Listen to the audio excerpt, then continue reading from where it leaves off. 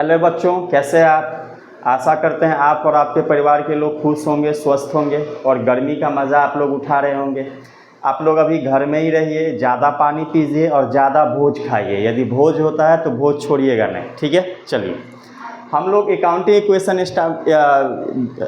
Class 11th का accounting equation start किए हैं और इसमें हम लोग देखेंगे आज 14 number question. SVPD publication doctor SK Singh ji का बुक, पुराने बुक के अनुसार जो मैंने आप लोगों को PDF भेजा था उसके अनुसार कितना नंबर क्वेश्चन है? क्वेश्चन नंबर 14, ठीक है। इस क्वेश्चन में हम लोग देखेंगे कि ये क्वेश्चन क्या बताता है। इस क्वेश्चन में आप लोगों की भी कुछ समस्याएं थी, आप लोगों ने भी पूछा था, लेकिन हम लोगों का ऑफलाइन क्लास बंद हो गया गर्मी के कारण। कोई बात नहीं, हम लोग अच्छा से इसको कवर अप करेंगे। कोशिश करूंगा मैं कि जैसे मैं ऑफलाइन में पढ़ाता हूं वैसे इसमें भी आप लोगों को पढ़ाया, ठीक है। चलिए, अब हम लोग स्टार्ट करते हैं। क्वेश्चन क्या है उसको अच्छा है समझते हैं।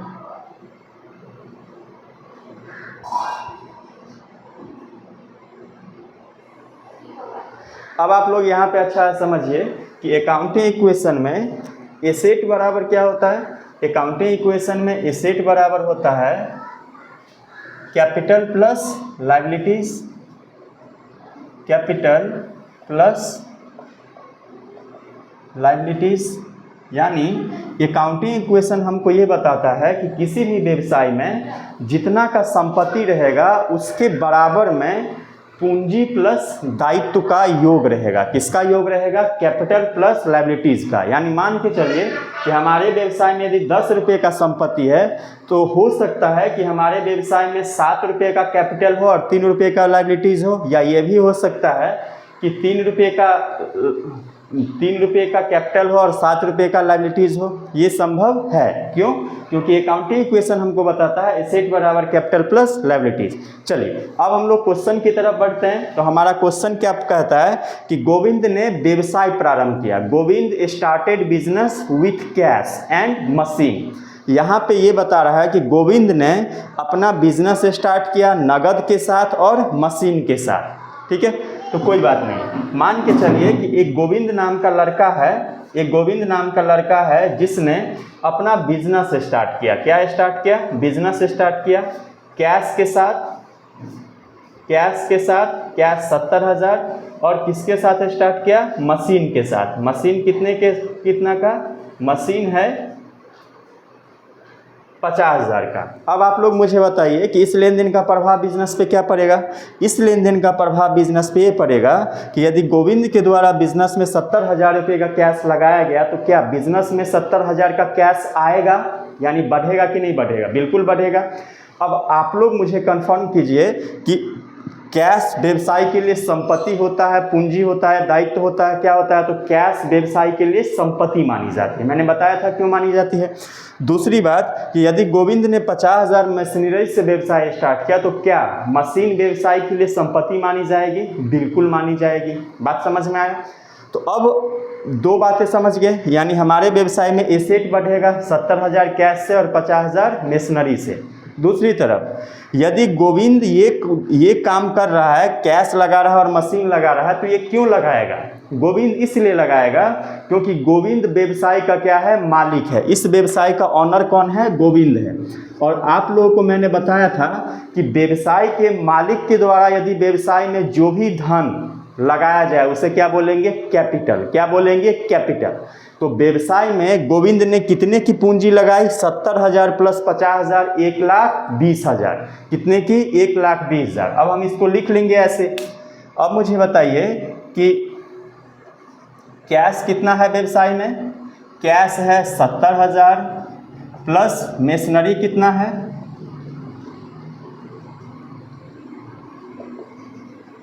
मशीनरी है 50,000 का। क्या इस लेन देन का प्रभाव कैपिटल पे पड़ेगा? तो कैपिटल पे बिल्कुल पड़ेगा। अभी मैंने आप लोगों को बताया है। तो बिजनेस में कैपिटल कितना का हो जाएगा? तो बिजनेस में कैपिटल हमारा हो जाएगा 1,20,000। क्या लायबिलिटीज़ पे कुछ प्रभाव पड़ेगा? नहीं, लायबिलिटीज़ हमारा 0 का 0 रहेगा, ठीक है। अब यहाँ पे हम लोग जब भी अकाउंटिंग इक्वेशन बनाएंगे तो एक चीज़ देख लेंगे कि जितना एसेट साइड का योग रहेगा उतना ही कैपिटल प्लस लायबिलिटी साइड होना चाहिए। तो क्या देखिए, तो 70 50 कितना हो गया, 1,20,000। तो इधर 1,20,000 है, तो बिल्कुल है। बात समझ में आया। तो पहला लेन देन जो था ये समझ में आ गया आप लोगों को। अब हम लोग देखते हैं कि दूसरा क्या बताता है।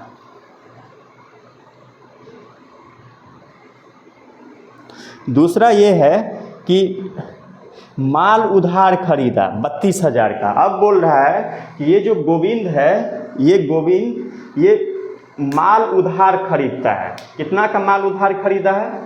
माल इन्होंने क्या खरीदा है? उधार खरीदा है। कितना का माल उधार खरीदा है? 32,000 का। 32,000 का माल उधार खरीदा है। ठीक है। अब आप लोगों को मैं बता दूं, माल को इंग्लिश में बोलते हैं गुड्स। और गुड्स क्या होता है कि जो व्यापारी जिस वस्तु का व्यापार करता है, व्यापार मतलब उसे खरीदता है और बेचता है, उसे हम लोग क्या बोलते हैं? गुड्स बोलते हैं। तो इन्होंने कितना का माल खरीदा? 32,000 का। उधार खरीदा या नगद? उधार खरीदा। चलिए, अब आप लोग मुझे एक बात कंफर्म कीजिए कि यदि गोविंद माल उधार खरीदे चाहे गोविंद माल नगद खरीदे, दोनों ही कंडीशन में क्या गोविंद या बिजनेस के पास माल आ रही है क्या? तो बिल्कुल माल आ रही है कि नहीं आ रही है? बिल्कुल आ रही है। जैसे मान के चलिए कि मैं मार्कर का बिजनेस करता हूं और मैंने मार्कर उधार खरीदा, चाहे हम इसको उधार खरीदे चाहे नगद खरीदे, क्या दोनों ही कंडीशन में ये मार्कर व्यवसाय में आएगी? तो बिल्कुल आएगी। और ये मार्कर व्यवसाय के लिए क्या है? संपत्ति है। क्या है बाबू? संपत्ति है। तो क्या एक साइड हमारा संपत्ति बढ़ेगा 32,000 से? बिल्कुल बढ़ेगा। अब मुझे बताइए कि यदि हम माल उधार खरीद रहे हैं तो क्या ये मेरे सर पे एक प्रकार का भार हो गया कि नहीं हो गया? यानी आज न कल हमको 32,000 रुपया देना पड़ेगा जिससे मैंने उधार माल खरीदा है। बिल्कुल देना पड़ेगा। अब आप लोग मुझे बताइए कि जिस व्यक्ति या जिस संस्था से हम उधार माल खरीदते हैं उसे डेटर बोलते हैं या क्रेडिटर? तो उसे क्या बोलते हैं बाबू? क्रेडिटर। और क्रेडिटर बिजनेस के लिए क्या माना जाता है? लायबिलिटीज माना जाता है। क्या माना जाता है? लायबिलिटीज माना जाता है। बात समझ में आ गया। लेन देन का प्रभाव क्या होगा? एक साइड हमारा एसेट बढ़ेगा तो दूसरी साइड हमारा क्रेडिटर बढ़ेगा, उतना से। ठीक है। तो अब मुझे बताइए कि क्या इस लेन देन का प्रभाव कैश पे कुछ पड़ेगा? तो कैश हमारा 70,000 है, प्लस मेशनरी कितना है बाबू?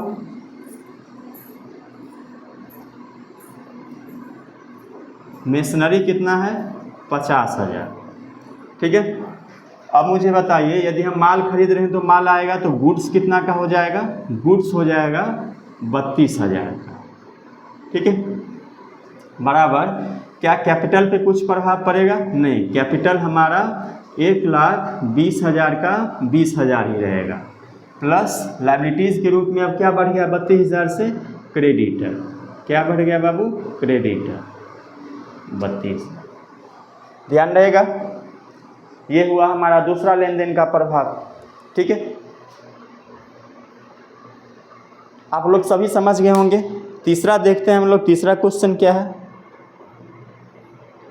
तीसरा क्वेश्चन है कि लेनदारों को पूर्ण भुगतान स्वरूप भुगतान किया। ठीक है। यहाँ पे एक बात आप लोग अच्छा है समझिए कि payment made to creditor in full settlement. जब भी फुल सेटलमेंट की बात हो तब हम लोग ध्यान देंगे। ठीक है। यहाँ पे बोल रहा है कि लेनदारों को पूर्ण भुगतान स्वरूप भुगतान किया। पूर्ण भुगतान स्वरूप भुगतान करने का मतलब ये हुआ कि ये जो 32,000 का मैंने माल उधार खरीदा था तो 32,000 से हमारा क्रेडिटर बढ़ा था, लेकिन मैंने इनका पूर्ण भुगतान कर दिया, यानी फुल सेटलमेंट कर दिया। कितना रुपया में? 30,400 रुपया में। कितना रुपया में कर दिया? 30,400 रुपया में ही मैंने इनका क्या कर दिया? फुल सेटलमेंट कर दिया। अब ये होता कैसे है उसको समझिए। 30,400 है ना? हाँ। अब ये होता कैसे है फुल सेटलमेंट की स्थिति, उसको समझिए। मान के चलिए मैंने किसी से उधार माल खरीदा। ठीक है। अब हम उसको बोले कि हम आपका पैसा 1 महीना बाद दे देंगे। तो ऐसा हुआ कि हम उसका जो भुगतान है 1 महीना बाद उनका पैसा नहीं दे पाए। ठीक है। तो कोई बात नहीं, उन्होंने और वेट कर लिया, फिर अगले महीने भी हम नहीं दे पाए, फिर उसके अगले महीने भी हम नहीं दे पाए, फिर उसके अगले महीने भी नहीं दे पाए।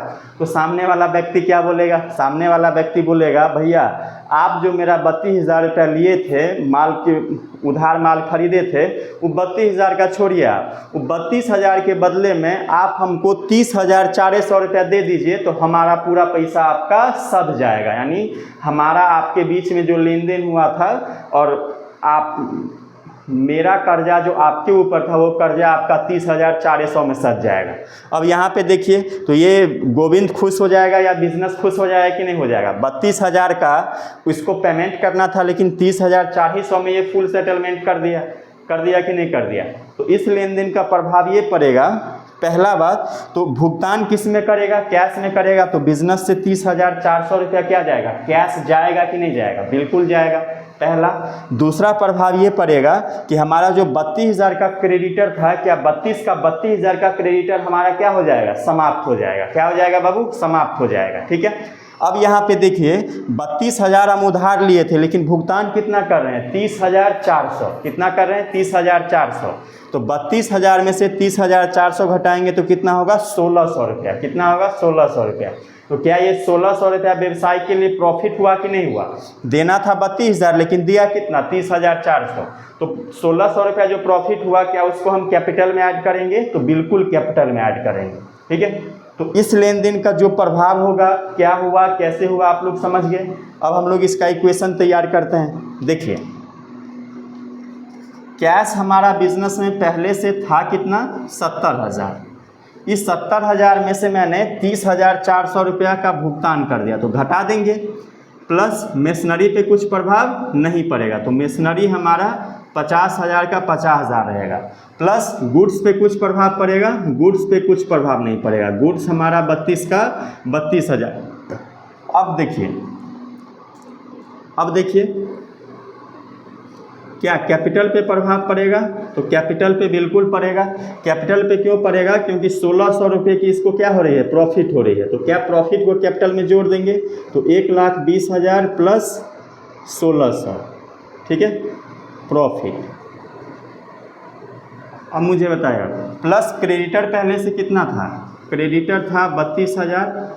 इसका मैंने क्या कर दिया? पूर्ण भुगतान कर दिया। तो 32 का 32,000 मैंने क्या किया? क्रेडिटर का भुगतान कर दिया। तो अब क्रेडिटर कितना बच जाएगा व्यवसाय में? 0।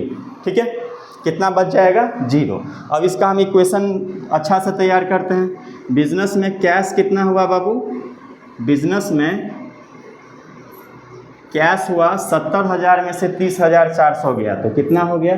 70,000 30,400 0।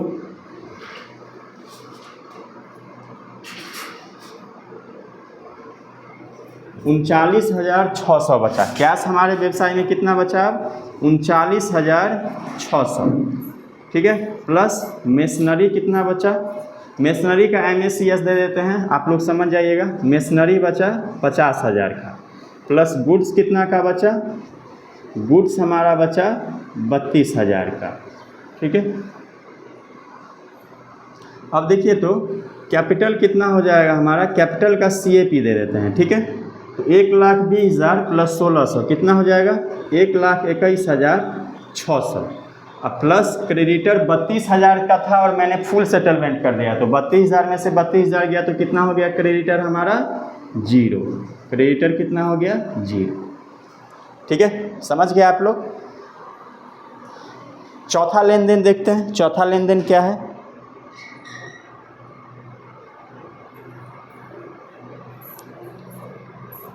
आहरण पर ब्याज, इंटरेस्ट ऑन ड्राइंग 600। क्या है कोई टॉपिक? Interest on drawing. क्या है topic Babu? Interest on drawing. इसको अच्छा है समझिए। ठीक है। एक होता है व्यवसाय में कैपिटल, जो किसके द्वारा लगाया जाता है? मालिक के द्वारा। और एक होता है व्यवसाय में ड्राइंग। यहाँ पे ड्राइंग, यहाँ पे कैपिटल। ड्राइंग भी किसके द्वारा किया जाता है? मालिक के द्वारा। अब देखिए, व्यवसाय का जो स्वामी है, स्वामी के द्वारा बिजनेस में जो भी धन लगाया जाएगा वो क्या कहलाएगा? इसकी कैपिटल कहलाती है। और ड्राइंग मतलब क्या होता है कि जब व्यवसाय का मालिक व्यवसाय में से अपने निजी प्रयोग के लिए, पर्सनल यूज के लिए व्यवसाय में से कोई भी संपत्ति, कोई भी वस्तु या नगद के रूप में कुछ भी उपयोग करती है, ठीक है, तो उसे हम लोग क्या बोलते हैं, ड्राइंग। क्या बोलते हैं, ड्राइंग। अब आप लोग आगे पढ़ेंगे कि ये जो कैपिटल है, कैपिटल भी एक प्रकार का व्यवसाय के लिए इंटरनल लायबिलिटीज होता है। क्या होता है, इंटरनल लायबिलिटीज। क्यों? क्योंकि ये मालिक के द्वारा व्यवसाय में लगाया गया धन होता है। आज न कल व्यवसाय को मालिक का ये पैसा वापस करना पड़ेगा, ठीक है, वापस करना पड़ेगा। तो आप लोग मुझे बताइए कि इंटरेस्ट ऑन कैपिटल जो होगा, पूंजी पर ब्याज जो होगा, क्या वो व्यवसाय के लिए खर्च मानी जाएगी? बिल्कुल मानी जाएगी। क्यों? क्योंकि व्यवसाय को मालिक को पूंजी के बदले में ब्याज देना पड़ता है, तो बिल्कुल खर्च माना जाएगा। लेकिन दूसरा तरफ व्यवसाय का जो मालिक है, ये व्यवसाय से अपने निजी प्रयोग के लिए वस्तुएं, सामान या नगद के रूप में कुछ निकाल लेता है। तो आप मुझे बताइए कि यदि ये निकालता है व्यवसाय का मालिक, तो क्या ये व्यक्ति जो धन निकाला है, संपत्ति निकाला है या नगद निकाला है, उसके बदले में इंटरेस्ट पे करेगा कि नहीं करेगा? बिल्कुल करेगा। तो इंटरेस्ट ऑन ड्राइंग जो होता है वो बिजनेस के लिए क्या हो जाता है, इनकम हो जाता है। क्या हो जाता है, इनकम हो जाता है। लेकिन एक ट्विस्ट यहाँ पे और भी है। अब आप लोग मुझे बताइए कि ये जो इंटरेस्ट ऑन ड्राइंग होगा, व्यवसाय कहाँ से देगा? तो व्यवसाय देगा कहाँ से? तो पूंजी में से देगा। कहाँ से देगा? कैपिटल में से देगा। तो यदि कैपिटल में से ही दे रहा है तो एक साइड हम क्या करेंगे, इसको लेस ऐड कर रहे हैं आई के रूप में, लेकिन दूसरी तरफ यदि कैपिटल में से दे रहे हैं तो क्या कैपिटल में से लेस नहीं करेंगे? तो एक तरफ हम इसको ऐड करेंगे 600 से, एक तरफ इसको क्या करेंगे, लेस करेंगे। तो इस लेन देन का जो हमारे पूंजी पर प्रभाव पड़ेगा वो क्या पड़ेगा, नो इफेक्टिव। क्या पड़ेगा बाबू, नो इफेक्टिव। कोई प्रभाव पड़ा, 600 से एक साइड हम जोड़ ही रहे हैं और 600 से एक साइड हम क्या कर रहे हैं, घटा रहे हैं। तो 600 प्लस और 600 माइनस इज इक्वल टू कितना हो जाएगा, 0 हो जाएगा। आई होप ये आप लोग समझे होंगे। यदि नहीं समझें तो अगला जो चैप्टर आएगा, ठीक है, रूल ऑफ DRMCR या जर्नल एंट्री, जब हम लोग पढ़ेंगे तो इसके बारे में और अच्छा से समझ बन जाएगी। जितना समझ बना है वो समझ बनाइए, बाकी जो नहीं बना वो आगे बन जाएगी, ठीक है। तो अब आप ही लोग मुझे बताइए कि ये समझ गए ना, इसको मिटा दे, क्या मिटा देते हैं?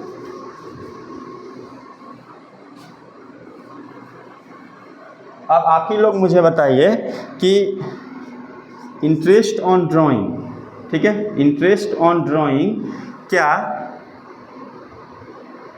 इंटरेस्ट ऑन ड्राइंग, तो क्या इसका कैश पे कुछ प्रभाव पड़ेगा? तो कैश पे कुछ प्रभाव नहीं पड़ेगा।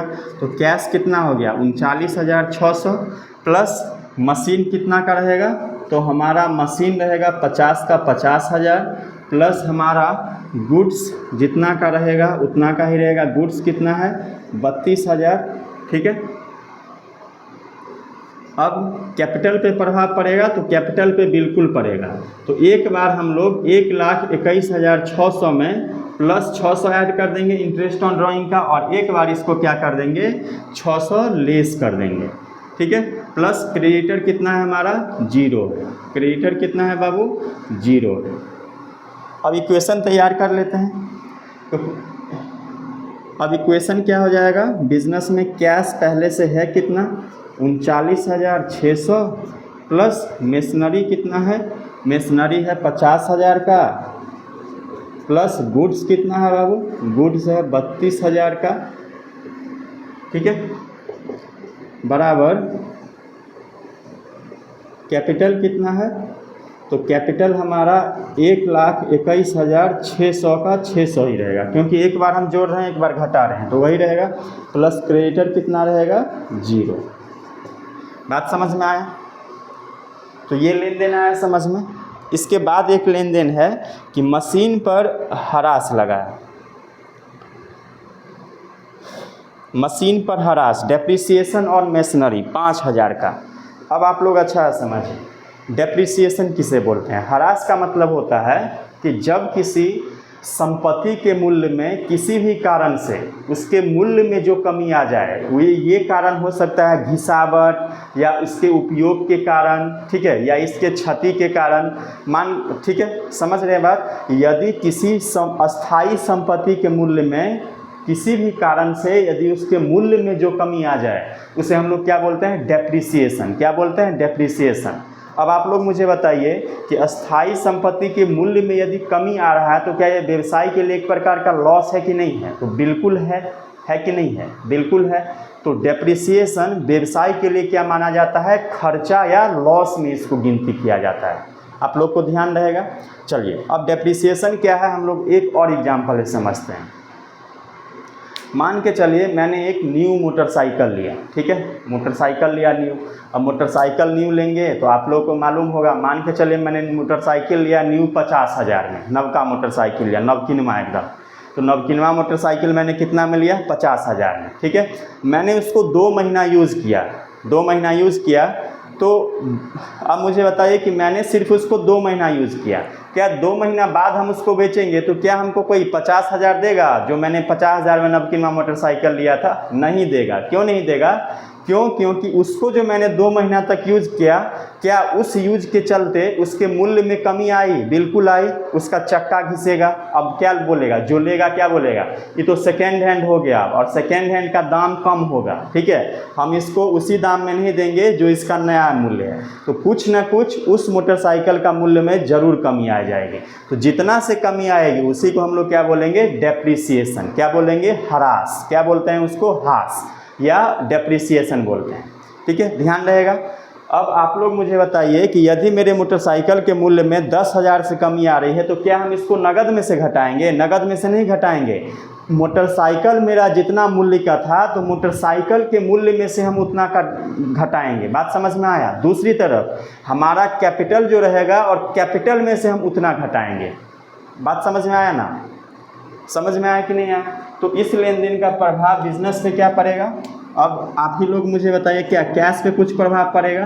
तो कैश हमारा ज्यों का त्यों रहेगा, 39,600 प्लस मेशनरी कितना रहेगा बाबू, 50,000 का पहले से था और 5,000 का डेप्रीसिएशन लगा।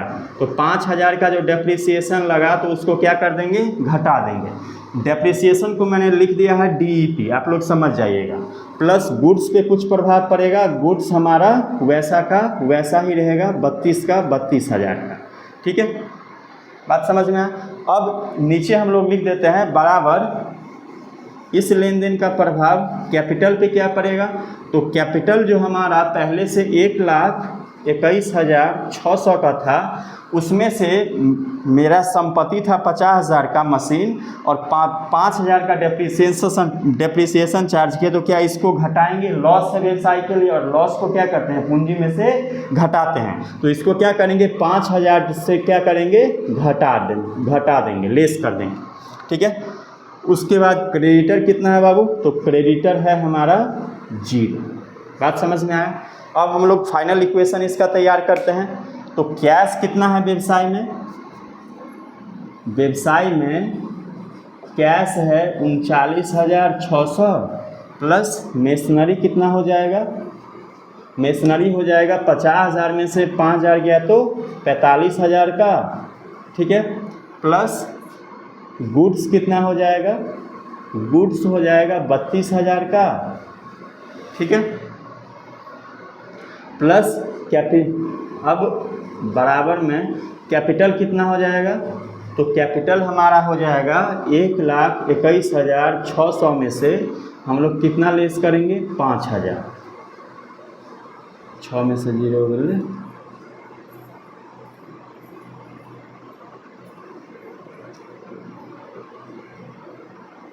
1,16,600 हमारा क्या बचा बाबू, कैपिटल बचा, प्लस क्रेडिटर पहले से ही क्या है, लायबिलिटीज 0, ठीक है। तो ये हमारा फाइनल आंसर है, ठीक है। आप लोग अच्छा से ध्यान दीजिए, कैश 39,600 प्लस मिशनरी 45,000 का प्लस गुड्स 32,000 का। अब कैपिटल कितना हो गया, 1,16,600 प्लस क्रेडिटर कितना है, 0 है। अब दोनों साइड का जोड़ मिलाइए तो 39,000 और 45,000 कितना हो जाएगा, 39 और 45, 39,000 और 45,000 कितना हो जाएगा, यानी 40,000, 40,000, 80,000, 4,84,600 और 32,000 इसमें ऐड करेंगे तो कितना हो जाएगा, और यानी 1,16,600 और इधर भी 1,16,600 आ रहा है, यानी हमारा इक्वेशन सही है। चलिए, तो मैंने कोशिश किया कि आप लोग को जैसे मैं क्लासरूम में पढ़ाता हूँ वैसे ही यहाँ पे भी पढ़ाऊँ, ठीक है। तो मैंने कोशिश किया, बट बोर्ड छोटा है तो आप लोग थोड़ा एडजस्ट कर लीजिएगा। मैं इसका PDF आपको ग्रुप में भेज दूंगा, और ये दोनों एक ही साथ में इक्वेशन है। एक साइड है इधर एसेट वाला और दूसरे नीचे तरफ है हमारा कैपिटल वाला, तो आप लोग ध्यान दीजिएगा, ठीक है। तो सारी बातें समझ गए आप लोग। फिर हम लोग कल एक नया क्वेश्चन के साथ और न्यू कंसेप्ट वाला क्वेश्चन के साथ प्रेजेंट होंगे। तब तक के लिए आप लोग देखते रहिए कॉमर्स जोन। आप लोगों को जो भी क्वेरी होगी आप लोग कमेंट सेक्शन में बताइएगा, और आप लोगों के लिए मैं वो वीडियो बना दूँगा, ठीक है। मैं BST का भी वीडियो बनाऊंगा चैप्टर 1 से, और अभी चैप्टर 2 पढ़ा रहे हैं तो चैप्टर 2 का वीडियो बनेगा। शाम में चैप्टर 2 वाला भी वीडियो आगे का टॉपिक का अपलोड हो जाएगा, ठीक है। बात समझ में आया क्या है, कोई दिक्कत नहीं ना। चलिए, तब तक के लिए हम लोग लेते हैं विदा।